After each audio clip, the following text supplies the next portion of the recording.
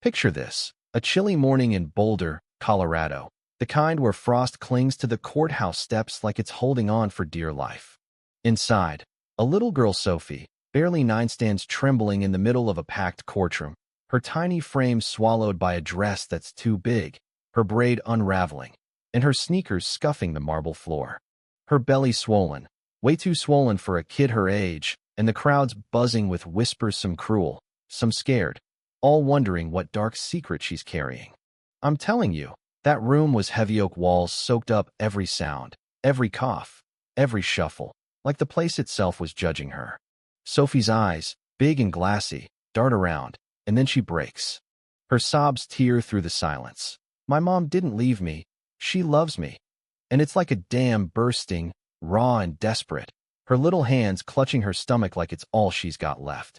The crowd gasps, some lean forward, others look away, but nobody moves.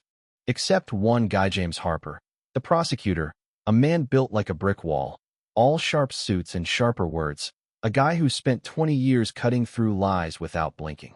But today, Sophie's cries hit him like a freight train, cracking open a wound he's buried deep, the memory of his son, Lucas, lost to a sickness James couldn't outsmart, no matter how many cases he won. See, James isn't just some cold-hearted lawyer. Back in the day, he was a dad who missed Lucas's last moments, chasing a big trial instead of sitting by that hospital bed. That guilt? It's his shadow, following him everywhere. And now, watching Sophie, it's like Lucas is staring back, begging him not to fail again. Meanwhile, Sophie's mom, Clara, sits in the back, her hands knotted in her lap, her face worn from nights scrubbing floors and flipping burgers just to keep the lights on. She's 34, but life's aged her, and every sob from Sophie feels like a knife twisting in her chest.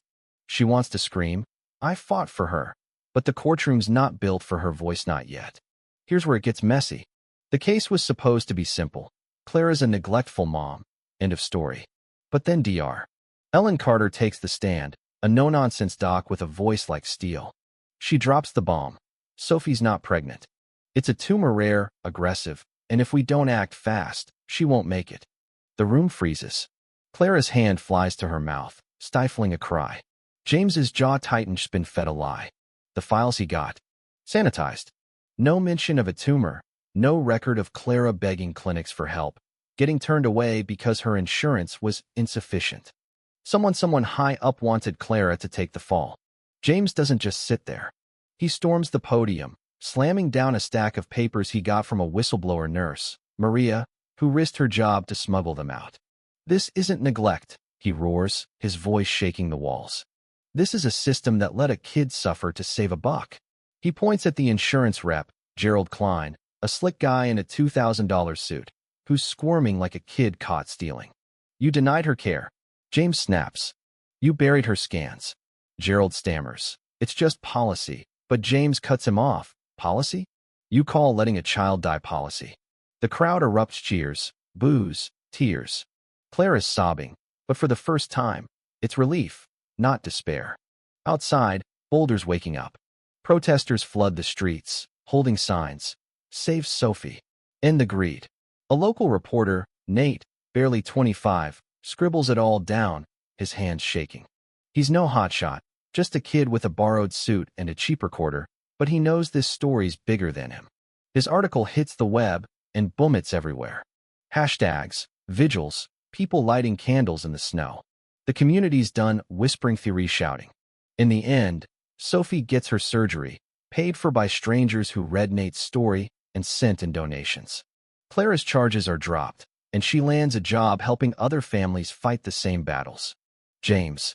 He quits the prosecutor gig, starts volunteering for kids caught in the system's gears. And Nate's article? It's a book now, The Girl Who Broke the Silence, sparking debates from coast to coast.